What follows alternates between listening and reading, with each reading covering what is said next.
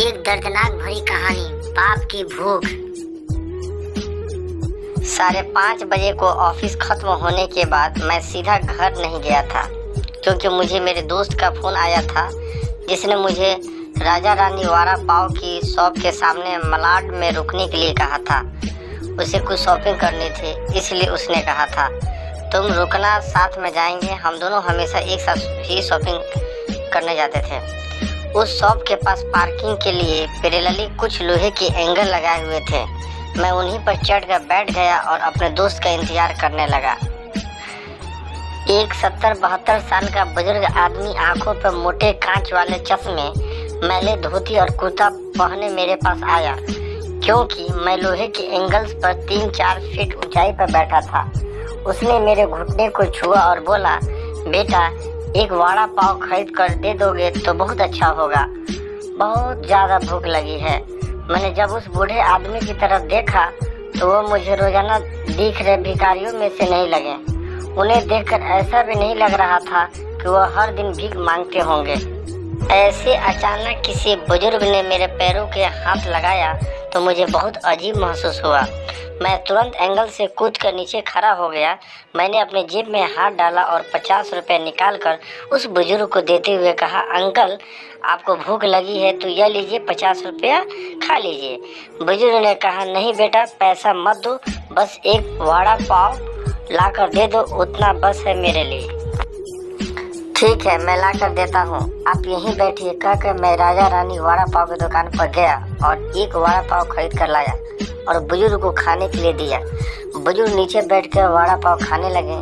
मेरी तरफ देखकर वो बोले, ऊपर मत बैठो, गिर जाओगे, यहाँ बैठो मेरे पास, कोई साथ बैठेगा तो मुझे भी दूर निवाले अच्छे से खा पाएंगे। मैं उनका कहना टाल नहीं पाया और उनके साथ बैठ गया।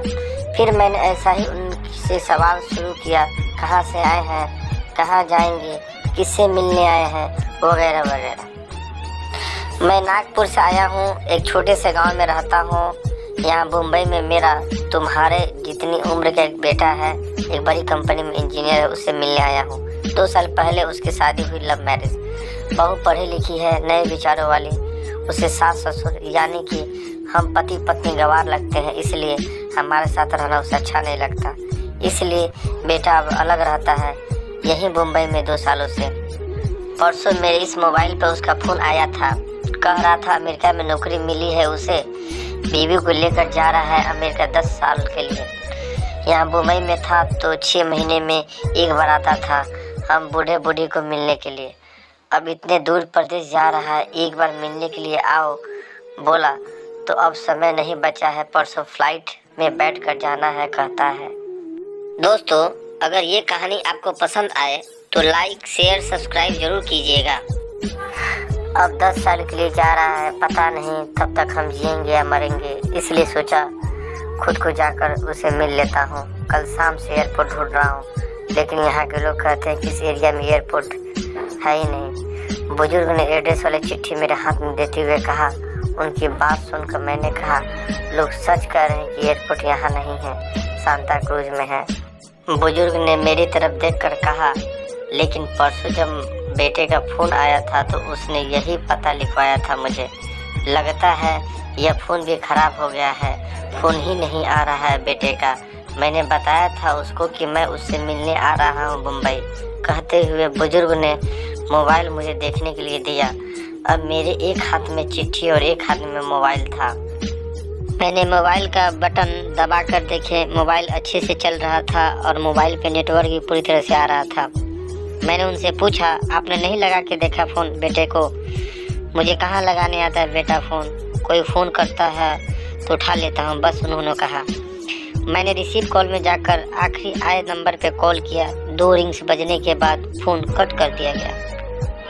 फिर मैंने एड्रेस की चिट्ठी खोलकर देखी, उसमें जहाँ हम बैठे थे वहीं का एड्रेस था, यानी कि जानबूझकर गलत एड्रेस दिया गया था। मैं समझ चुका था कि गलत पता देकर लड़का अपने माँ बाप को टाल रहा था और अब वो उनका मोबाइल भी नहीं उठा रहा था। मुझे यह भी मालूम पड़ चुका था कि वो जिस प्लेन में सवार हो चुका था वो प्लेन कभी भी उसके माँ बाप की दिशा में उड़ने वाला नहीं था। तब तक मेरा दोस्त वहाँ आ गया और बोला, चलो शॉपिंग करने चलते हैं। मैंने उसे 2 मिनट रुकने के लिए कहा और मैं बुजुर्ग की तरफ देखकर सोच में पड़ गया। मैं समझ नहीं पा रहा था अपने बेटे की तरफ से होने वाले धोखेबाजी को यह बुजुर्ग समझ नहीं पा रहे थे, या फिर खुद का बच्चा उनके साथ ऐसा व्यवहार कर सकता है, यह वो स्वीकार नहीं कर पा रहे थे। मैं बुजुर्ग से बोला, अब तक तो आपका बेटा जिस प्लेन में बैठा है वह उड़ चुका होगा।